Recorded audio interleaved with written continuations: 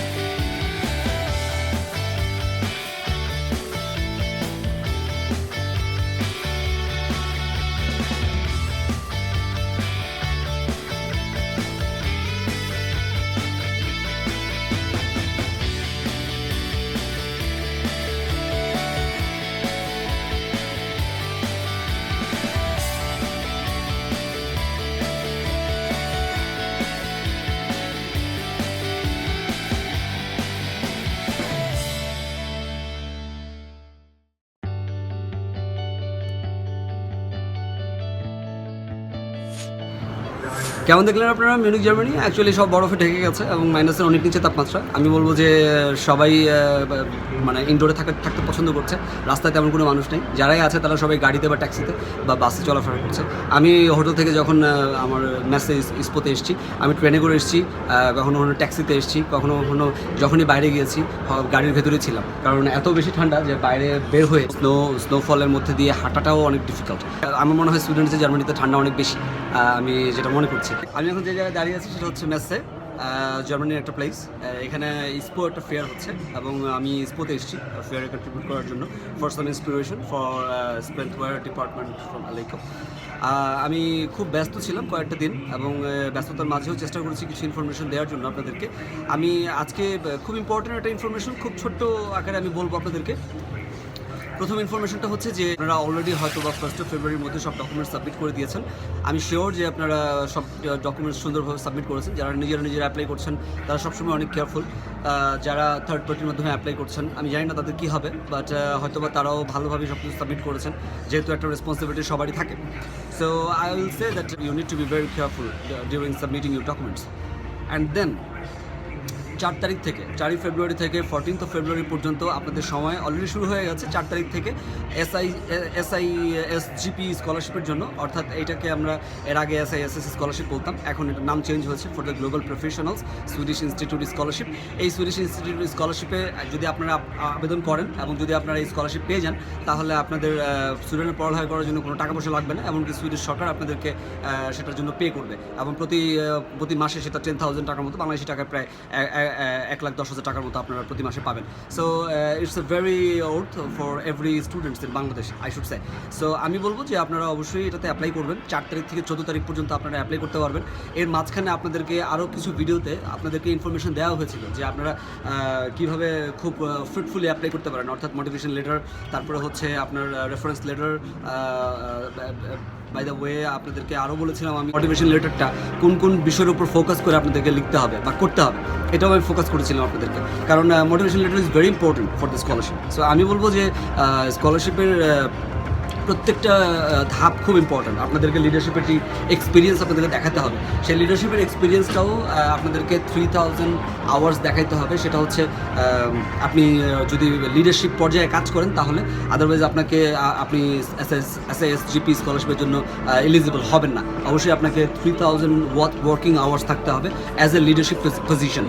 So আমি আপনাদেরকে suggest করবো যে অবশ্যই আপনারা এই সব নিয়মকানুনগুলো, রিকোয়ারমেন্টগুলো si.se-তে গিয়ে পড়ে তারপর আপনারা এটাকে সাবমিট করবেন খুব carefully.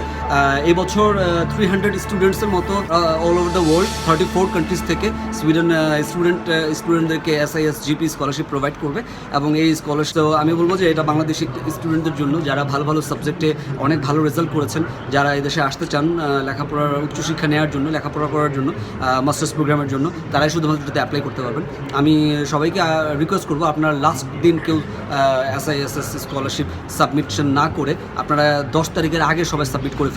I will prefer that you will submit before 10th of February, because 14th of February পর্যন্ত 11 থেকে 14 তারিখ পর্যন্ত একটা নির্দিষ্ট সময়ে অনেক বেশি ট্রাফিক থাকে ইন্টারনেটে, তখন আপনারা অ্যাপ্লিকেশন সেন্ড করতে পারবেন না। সো 10th of February আগে যারা আছেন তারা সবাই সাবমিট করে ফেলেন, আমি রিকোয়েস্ট করবো আপনাদেরকে।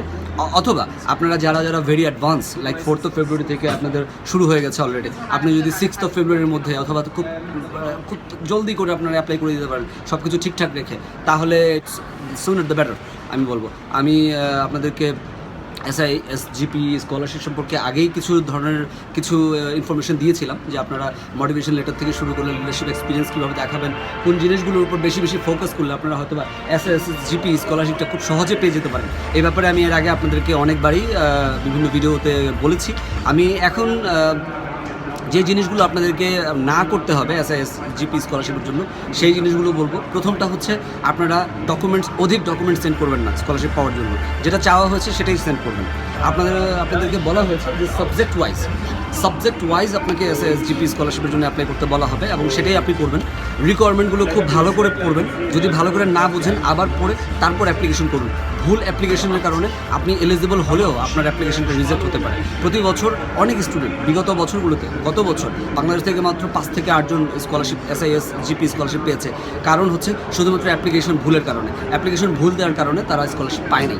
যদিও বাংলাদেশে অনেক স্টুডেন্ট আছে যারা এই SISGP স্কলারশিপ হোল্ড করার জন্য যাদের যোগ্যতা আছে, কিন্তু অ্যাপ্লিকেশন ভুল হওয়ার কারণে তারা অনেক সময় এই ধরনের মানে অ্যাপ্লিকেশনই ভালো করে সেন্ড করতে পারে না এবং সেটা রিজেক্ট হয় ভালোভাবে অ্যাপ্লিকেশন দেখে শুনে বুঝে সেন্ড না করার কারণে। তো আমি বলবো আপনাদেরকে বেশি তাড়াহুড়ো না করে, যদি আপনারা যারা আগে থেকে প্রিপেয়ার ছিলেন, অর্থাৎ রেফারেন্স লেটার থেকে শুরু করে লিডারশিপ এক্সপিরিয়েন্স থেকে শুরু করে সব কিছু আগে থেকে জোগাড় করে রেখেছিলেন, তাদের জন্য বলবো তারা যত তাড়াতাড়ি সম্ভব ছেড়ে দেন। কারণ ডেভেলপিং কান্ট্রিগুলো সবাই মোটামুটি আফ্রিকা থেকে সবাই অ্যাপ্লাই করছে অলরেডি হয়তো বা তারা করেও ফেলেছে, তাদেরগুলো খুব প্রায়োরিটি ওয়াইজ তাদেরকে দেখা হয়। সো আপনারা যারা আগে অ্যাপ্লাই করবেন বা অ্যাপ্লিকেশনের কোয়ালিফাইড যারা হয়েছেন অলরেডি, দেখতে পাচ্ছেন যে আপনি 4টা সাবজেক্টে অ্যাপ্লাই করেছিলেন, 4টা সাবজেক্টে আপনি কোয়ালিফাইড হয়ে গেছেন। তো এই 4টা সাবজেক্টে আপনি দেখা যেতে পারে আপনি অ্যাপ্লিকেশন ছেড়ে আপনি কোয়ালিফাইড হয়ে গেছেন এবং এই কোয়ালিফাইড হওয়ার কারণে আপনার স্কলারশিপটা অনেক ভালো প্রায়োরিটি হিসেবে দেখা হয়ে থাকে।